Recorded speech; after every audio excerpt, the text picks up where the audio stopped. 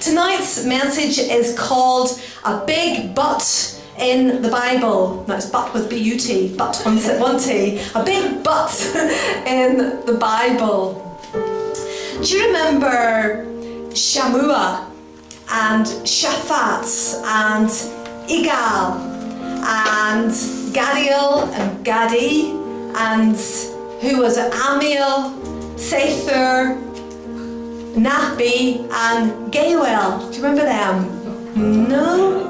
Well, maybe if I mention two more names to that list of 10 and add Joshua and Caleb. You've got it now. We're going to be looking at the 12 spies that went into the land of Canaan. So we're going to Numbers chapter 13 tonight and into 14 as well. Numbers chapter 13. Now the book of Numbers in our English Bible simply got its name from the Greek, which was arithmoi, which is the Greek word for numbers. And it was so named because in Numbers chapter 1 verse 2 it says to take a census of the entire Israelite community. So they were counting them. That's how it's called Numbers. But if you were to lift the original Hebrew Bible, it's not called Numbers at all. It's called the Book of Desert Wanderings. The Book of Desert Wanderings, because it was based in the desert. That's what it's all about, their journey through the desert. So Bimidbar was the Hebrew word. That's how Numbers starts, means in the desert. So that's where we are tonight, the book of Numbers, chapter 13. And by the time we get to chapter 13, we find that the children of Israel have come to the edge of the land of Canaan. They're on the verge, and they're sending 12 spies into the land to scout it out and find out what it's like. So that's simply what they're doing, and we'll see tonight they bring back a report, and it's a different report between the 10 and the 2. Some favourable, some not so favourable. It's a bit like the shoe salesman who one day was sent to a remote part of the world, and he was to see if there was any business for shoes. And when he arrived, he had a good look round, but he was dismayed because he thought everybody was going around barefooted, a bit like I do. He was going around barefooted, and he wired back this text to headquarters to say, sorry folks, no business here, nobody wears shoes.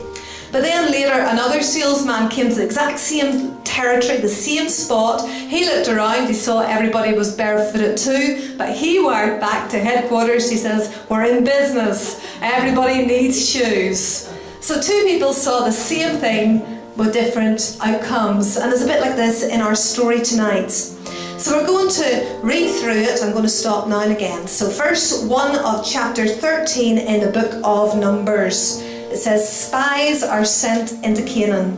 The title in my version, spies are sent into Canaan. There you can see them on our screen. Spies are sent into Canaan. And the Lord said to Moses, send men to explore and scout out for yourselves the land of Canaan, which I give to the Israelites. From each tribe of their fathers you shall send a man, everyone a leader or head among them. So let's pause there. If you were to cross-reference this to Deuteronomy chapter 1, you'd actually find that this idea was proposed by the people. It wasn't really from God. It was the people suggested this, and then Moses took the idea to God, and God says, all right, you can run with this. So that was it. The people proposed that they go and see this land, and permission was granted. So the Lord simply tells them here they're to go and spy out the land. They can go and have a good look around and see what the land is like. But they're not to see if they can conquer it, because they've already got it. He says, I give it to you. Those are key words we just read. I'm giving it to you. It's yours, in other words. This is yours. I'm giving it to you.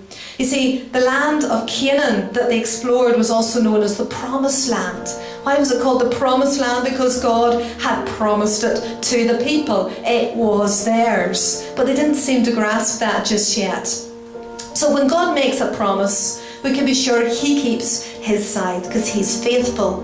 Isn't that what it says in the Bible, in the book of Numbers, chapter 23, verse 19. It says, God is not a man that he should lie, nor the Son of Man that he should repent. Hath he said, and shall he not do it? Or hath he spoken, and shall he not make good? Yes, God does make good. He keeps his promises.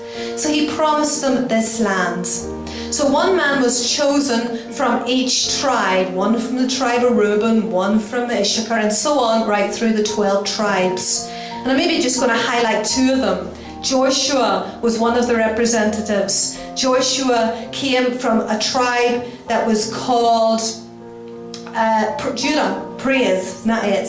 And that was Caleb. He came from the tribe Judah, which meant praise, and Joshua from Ephraim, which meant doubly fruitful.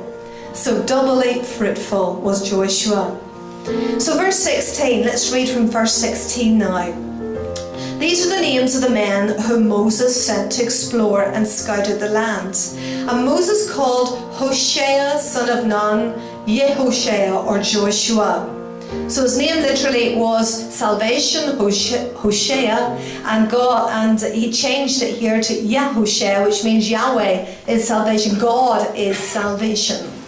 Verse 17, Moses sent them to scout out the land of Canaan, and he said to them, get up this way by the south in Negev, go up into the hill country, and see what the land is, and where the people who dwell there are strong or weak, few or many, and whether the land they live in is good or bad, and whether the cities they dwell in are in camps or strongholds, and what the land is, whether it's fat or lean, whether there's timber on it or not. Be of good courage and bring some of the fruit of the land. Now it was time for the first ripe grapes. So basically these men were on a reconnaissance mission. They were to observe the land of Canaan, and they were to bring back a report to the nation, to all the others that were waiting back home. So God had already told them that the land was like what it was like. For at Moses, at the burning bush, God had already told Moses that he was bringing them into the land of Canaan, and it was a good land, a land that was flowing with milk and honey.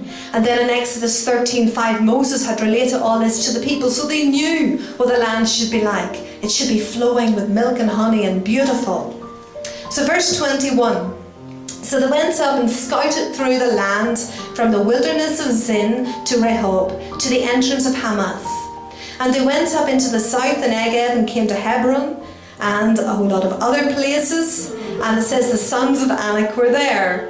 Hebron was built 7 years before Zoan in Egypt, in brackets. Verse 23, and they came to the valley of Eshcol and cut down from there a branch with one cluster of grapes. And they carried it on a pole between two of them. And they also brought some pomegranates and figs. Now you're not going to get those at Ballymena Market, are you? Big grapes. That place was called the Valley of Eshcol, meaning cluster, because of the cluster which the Israelites cut down there. And it says they returned from scouting out the land after 40 days.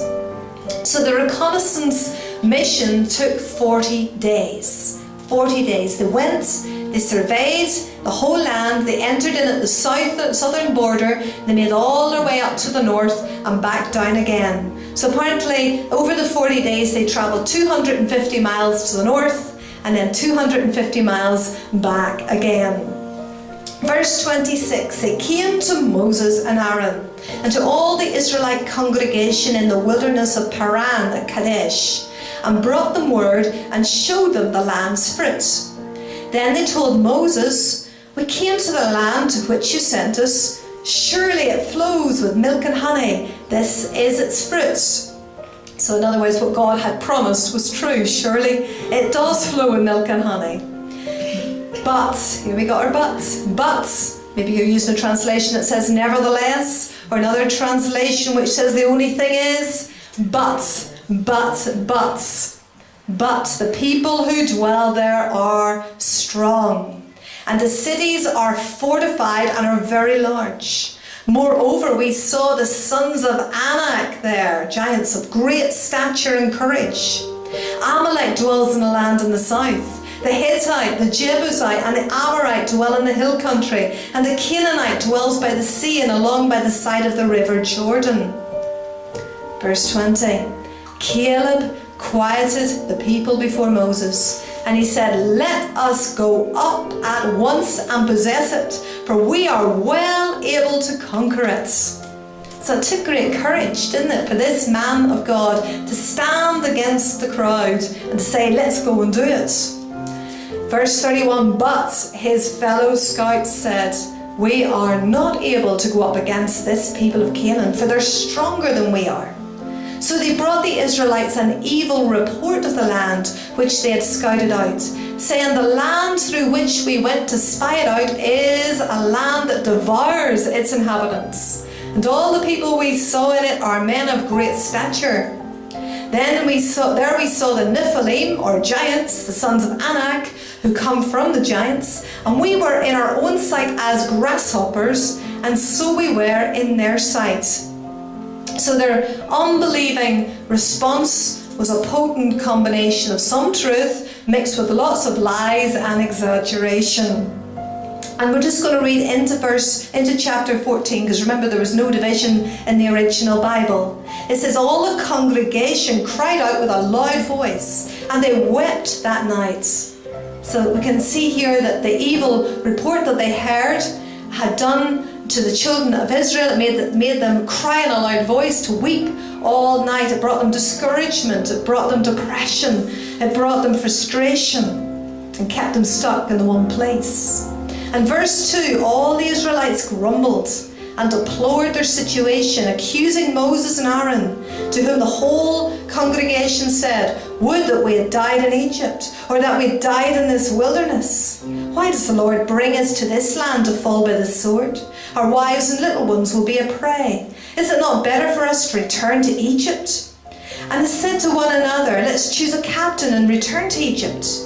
Then Moses and Aaron fell on their faces before all the assembly of Israel. And Joshua son of Nun and Caleb son of Jephunneh, who were among the scouts who had searched the land, rent their clothes. And they said to all the company of the Israelites, "The land through which we passed as scouts is an exceedingly good land. If the Lord delights in us, then he'll bring us into this land and give it to us, a land flowing with milk and honey. Only do not rebel against the Lord, neither fear the people of the land, but they're bread for us. Their defense and the shadow of protection is removed from over them, and the Lord is with us. Fear them not." But finally, verse 10, all the congregation said to stone Joshua and Caleb with stones. But the glory of the Lord appeared at the tent of meeting before all the Israelites. And then down to verse 24, it says, "My servant Caleb, because he is a different spirit and has followed me fully, I will bring into the land into which he went, and his descendants shall possess it." And verse 27, "How long will this evil congregation murmur against me? I've heard the complaints the Israelites murmur against me. Tell them, as I live, says the Lord, what you have said in my hearing I will do for you. Your dead bodies shall fall in this wilderness. All who were numbered of you, from 20 years old and upwards, who have murmured against me. Surely none shall come into the land in which I swore to make you dwell, except Caleb, son of Jephunneh, and Joshua, son of Nun. But your little ones, whom you said would be a prey, them I will bring in, and you shall know the land which you have despised, and they shall know the land which you despised and rejected. But as for you, your dead bodies shall fall in this wilderness." And verse 26, the men whom Moses sent to search the land, who returned and made all the congregation grumble and complain against him by bringing back a slanderous report of the land, even those men who brought an evil report of the land died by a plague before the Lord. But Joshua son of Nun and Caleb son of Jephunneh were among the men who went to search the land and lived still. Now that's a long passage, but we had to read it all to get the gist of it and to see the finale. Imagine there were tabloid newspapers in those days. What would have made the headlines? Can you imagine it? Spies in the land. That would get your attention if you saw that in your local paper. Or what about how to miss the promised land? That's a serious one. How to miss the promised land. Or maybe you'd see grapes, grasshoppers, giants and God. Or what about how to overcome the grasshopper syndrome? There's another one. Lots of screaming headlines would fit this story. But what really stood out for me this week as I was studying it, this is what stood out. Verse 32. It says they brought, this is the 10 spies, it says they brought an evil report. An evil report. It didn't just say they were a bit negative in their speaking. It didn't say they were a bit pessimistic. God says they brought an evil report in his eyes. An evil report. So when we're speaking negatively, God calls that an evil report. And it's the same word in the Bible that's used for slander. So really, they were slandering God because they were saying he couldn't do it. They were doubting his ability, weren't they? They were slandering and defaming God. So I thought this was staggering, an evil report. So we have to be careful every time we speak and every time we inject a but into one of the promises of God, we're guilty of speaking an evil report. If we put a but when God has said it's possible and we speak against that, it says it's an evil report. You see, God had promised them the land. All he'd asked them to do was trust him. He'd promised them a land. It's yours, he'd said. It's like me saying to my children, I'm giving you £100. Now this is fictitious, don't get excited. I'm giving you £100. Well, how would I like them to react? I'd like them to say, oh Mum, thanks very much. And make plans to spend it. That's what they would do. They'd have already spent before they get out of here. They'd make plans to spend it. But imagine I said, I'm giving you £100, and they said to me, well, I want to check out your bank, see it is where you say it is, and I want to check out your personal statement to see if it's in the black, and I want to check out the methods of withdrawal and transfer. I'd be a bit peeved, to say the least, but I'd probably give them permission. Well, if you want to do it, go ahead and do it, but I would know it was a needless exercise. But if it satisfies you, do it. But imagine they came back to me. I'd given them permission, and they came back and said, yes, indeed, the bank is where it says it is. The money is in your account, it's great. But you know, those methods of transfer that your bank, I don't think I could go through all that. That was a complicated system. I don't think I could do it. How frustrating would that be? Like, I'd want to say, look, I can do it for you. Just trust me, it's a simple procedure. That's what it was like here. God's saying, just trust me. I'll take you there. We can overcome any obstacles. Just trust me. Hold my hand. Come with me. But here they were saying, oh, we can't do it. We can't do it. You see, these people, these were the very ones that God had delivered. They'd seen all those plagues come upon the Egyptians, and they'd seen themselves spared at the Passover. They'd seen God divide the Red Sea, let them go safely across, and then drown the entire Egyptian army afterwards. They'd seen it. Every day they'd seen that pillar of cloud in the sky, and they'd ate that manna we're talking about that sustained them every day. They'd seen all this, and yet they didn't believe that God was big enough and strong enough to take them into the promised land. That's why Stephen came up with that children's song tonight. My God is so big, so strong and so mighty. There's nothing he cannot do. But it's true. So they injected a but when God gave them a promise. They injected a nevertheless. The only thing is, you ever heard somebody, you're sitting in a nice committee meeting, everything's going great, and somebody injects, oh, the only thing is, and the whole thing goes pear-shaped. They injected a but we do that. People do that today. I know God can heal, but I know God can save, but I know God can deliver, but I know God can open doors, but I know God can provide, but we're all guilty. But the people are strong, they said. But we saw giants. But the cities were walled with great walls. You see, a but simply introduces an obstacle. We introduce obstacles. And an obstacles are frightening things you see. when you take your eyes off the objective. Obstacles are the frightening things you see when you take your eyes off the objective.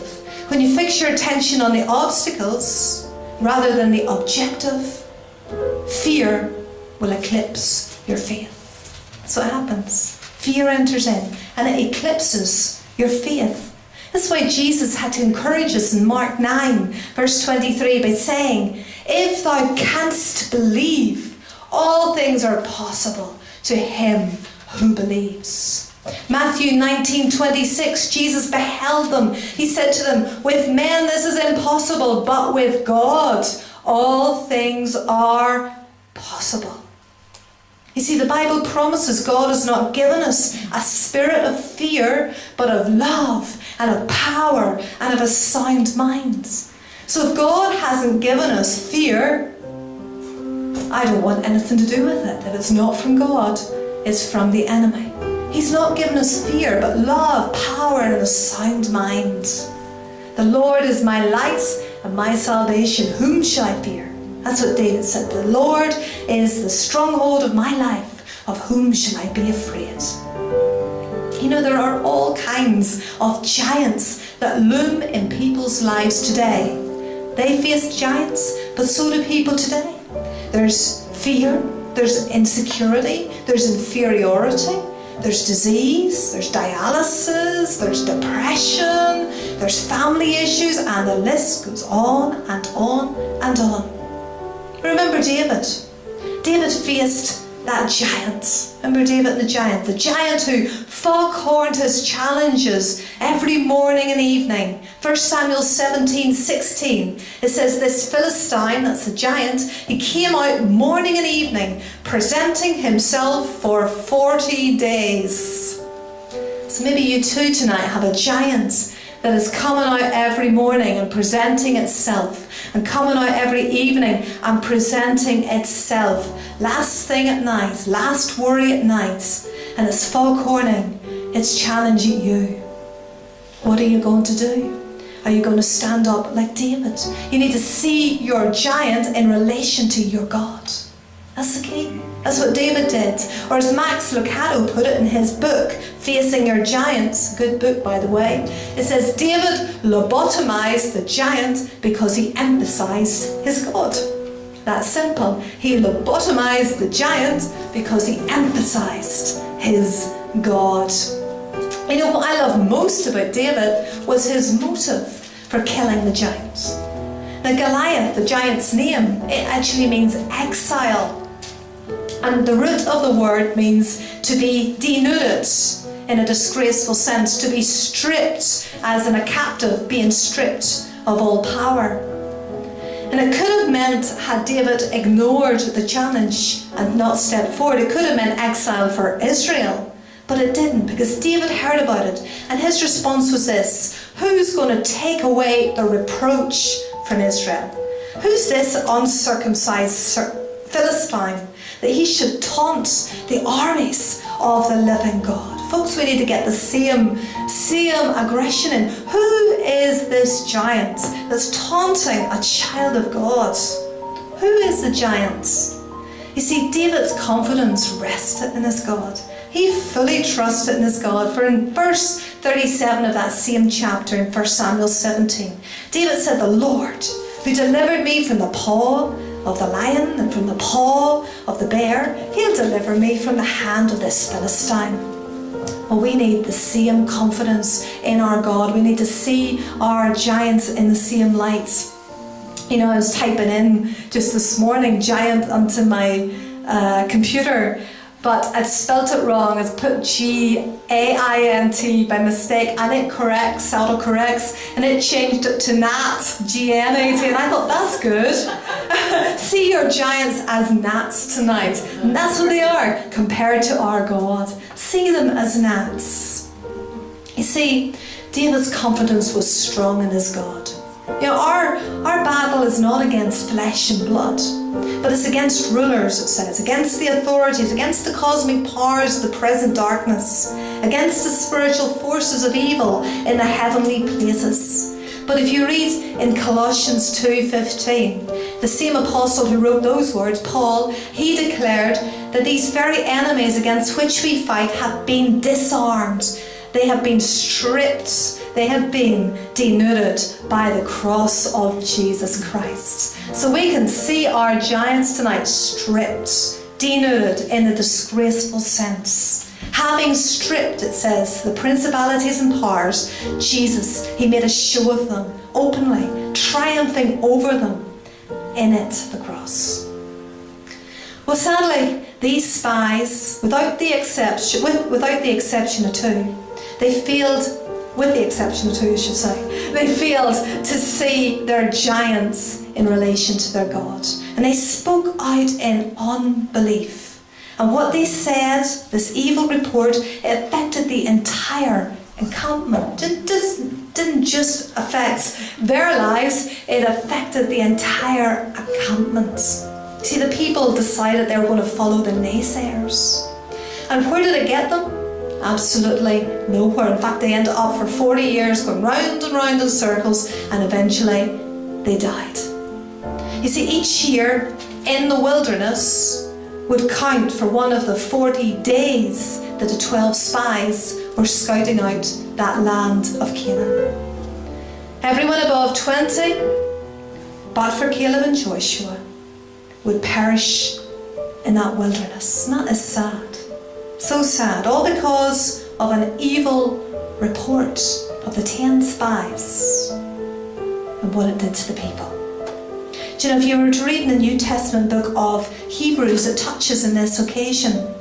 And it says something serious in chapter 3 and verse 18. It says, "To whom did he," that's God, "swear that they would not enter his rest?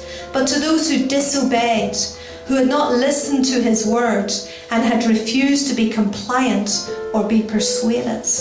That's who these ones are. He's talking about this story. And in verse 19, he says, "So we see that they were not able to enter into his rest because of their unwillingness to adhere to and trust in and rely on God." In brackets in the Amplified, it says, unbelief had shut them out. Unbelief had shut them out. And in chapter 4, going into it, it says, "The word which they heard did not profit them, not being mixed with faith in those who heard it." You see, they'd heard God say the words, "The land is yours," but they didn't mix it with faith. They didn't believe it. They didn't see this was for themselves, and they spoke against it. And look where it got them. And it says, "Beware, brethren, lest there be in any of you an evil heart of unbelief in departing from the living God." For remember, all things were written so that we can be warned and we can be encouraged and we can learn from them.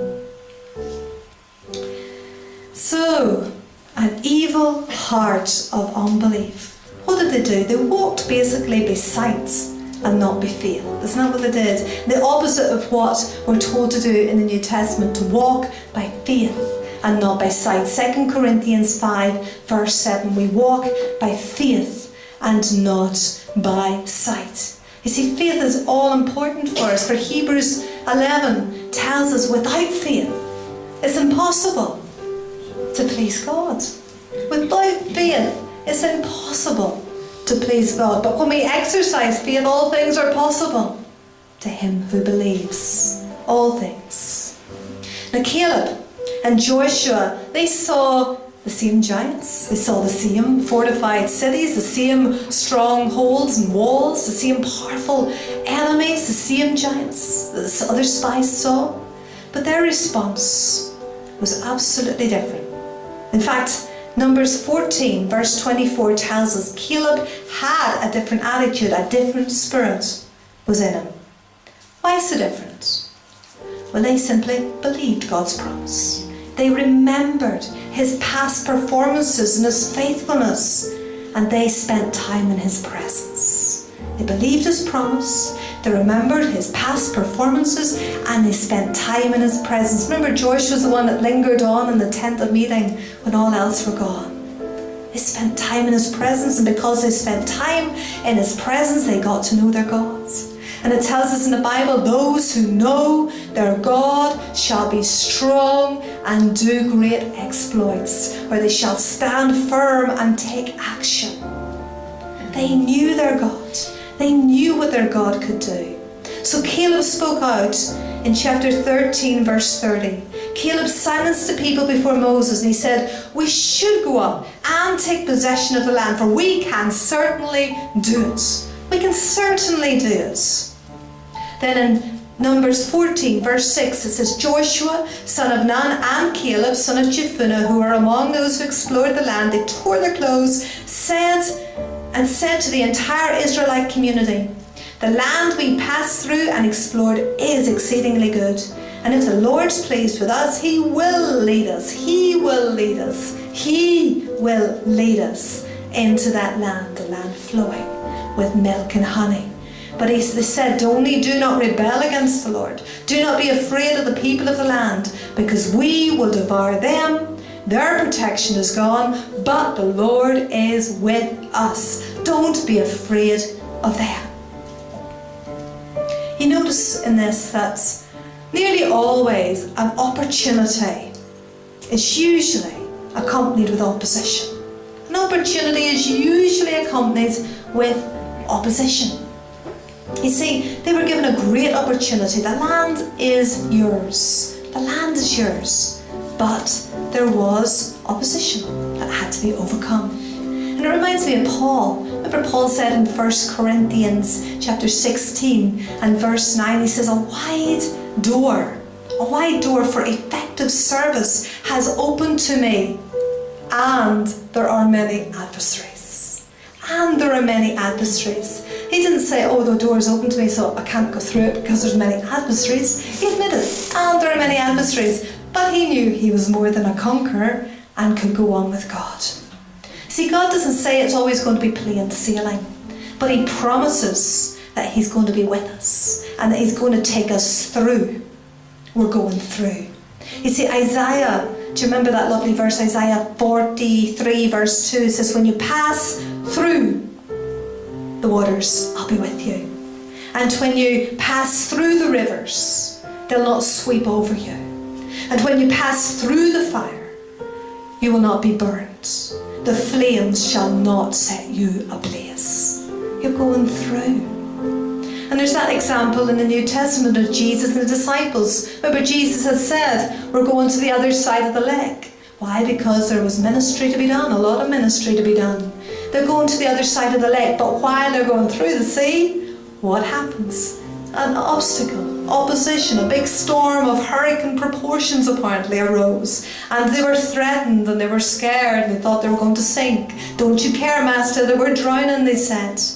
But Jesus, He arose and He said, peace, be still. And there was a perfect peacefulness. And He says to them, have you still no faith? Where's your faith? You see, problems afford a platform on which God can display His power. That's a new way to see your problem.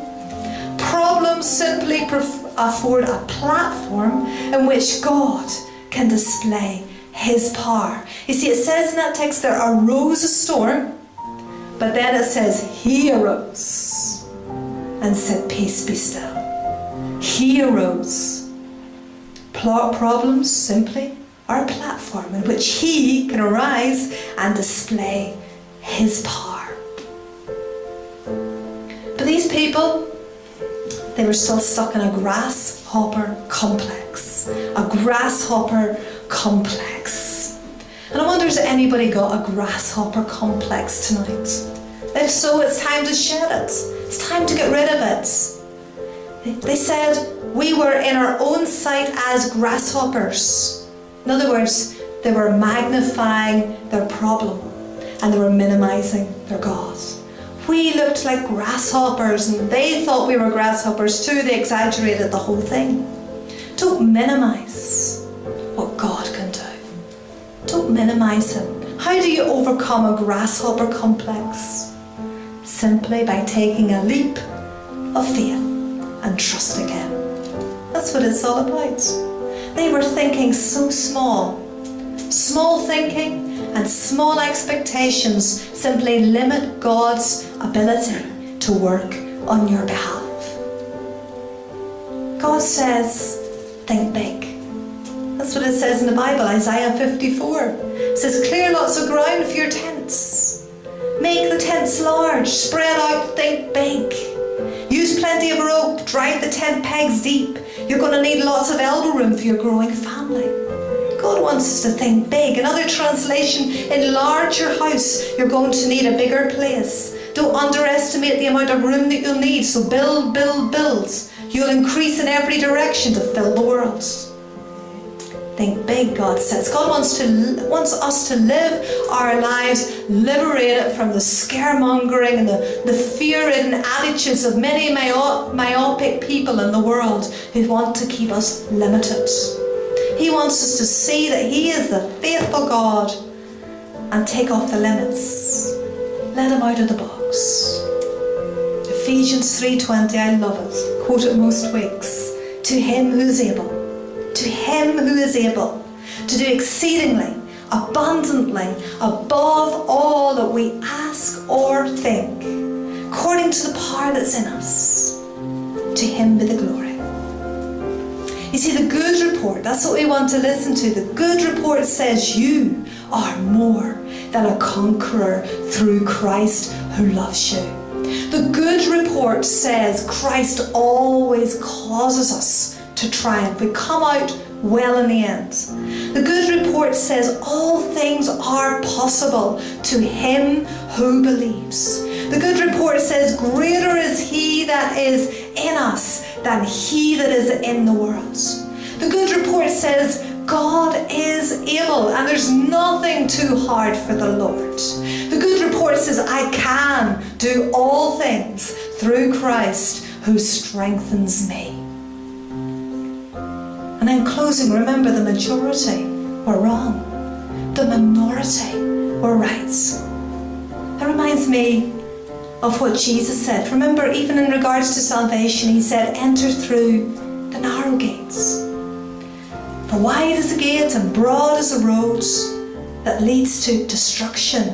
And there are many, the majority, who go on it. But narrow is the gate and difficult is the way, or narrow is the way that leads to life. And there are only a few who find it. I want to be in the minority. I am in the minority, thank God. But I want us all to be in that minority. It says in the Bible that the love of most, the majority, will grow cold. The love of most. I want to be in the minority where my love for Him is strong and passionate. It says in the Bible that many live as enemies of the cross of Christ. Many. But I want to be in the minority, where I emphasize the cross, where I emphasize Jesus Christ and Him crucified, and I know the power of His resurrection. The minority were right. Do we want to speak like the minority with a can-do attitude? Do you want to walk like the minority on that narrow road, that highway of holiness that leads to life? Do you want to love like the minority with a love for God that never grows cold? We don't make our life decisions on what the majority thinks, because that's dangerous. Don't listen to what God labels an evil report, even if the most of them are saying it. Don't inject a but into the promises when God says you can. God is able. And I'm going to close just with what one pastor wrote and put in his wall. I love the words. He says, I'm finished and done with low living, sight walking, smooth knees, colourless dreams, tamed vision, worldly talking, and dwarfed goals. My face is set. My gate is fast. My goal is heaven. My road is narrow. My way is rough. My companions are few, my guide is reliable, and my mission is clear. And to God be the glory. Amen.